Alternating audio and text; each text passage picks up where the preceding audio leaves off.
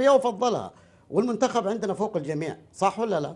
لكن يفترض ان نجي من خلال الابواب الرسميه هذه واحده. اذا كان المنتخب اذا كان المنتخب فوق الجميع ليش يطلع الامير خالد بن عبد الله ينتقد طارق كيال قبل مشاركه المنتخب؟ نعم لانه ما استاذن منه. لا بس اذا كان المنتخب فوق الجميع ايوه فوق الجميع عندي انا ما ينتقد خالد بن عبد الله طلع وضح لانه طلع في ناس كذبوا وقالوا انه ابو محمد رجاء شكلي انا بوقف الحديث. لا هو اللي بيتكلم. هذا عنده مشكله مع الامير خالد بن عبد الله. ما عنده مشكله. انت عندك مشكله. انت عندك مشكله مع الاهلي كله. اذا كان رجاء نتكلم عن الاهلي بالله ما نجيب شخصيات. رجاء لهم هو ذا مسكين ما عنده الا الاهلي. حتى عبد الله بن مساعد انا الليله جالس الامير عبد الله بن مساعد. لا ما عندك الا الاهلي. خالد بن عبد الله لو سمحت احترمنا. لو سمحت احترمنا قدامنا. انا محترم انا احترمك والله ابو عبد الرحمن. اقسم بالله ولا والله احترمك. انا احترمك كلك اقسم بالله ولا ابغى اخش معك، لكن انت ما عندك قضيه الا الاهلي وخالد بن عبد الله. لا بس ايش دخل خالد بن يا عبد ابو الله محمد الموضوع؟ بس لا تتهكم. لا بس ترى والله عيب شويه عيب الكيان الناس تنزل المستوى. الاهلي لاعب مباراه بكره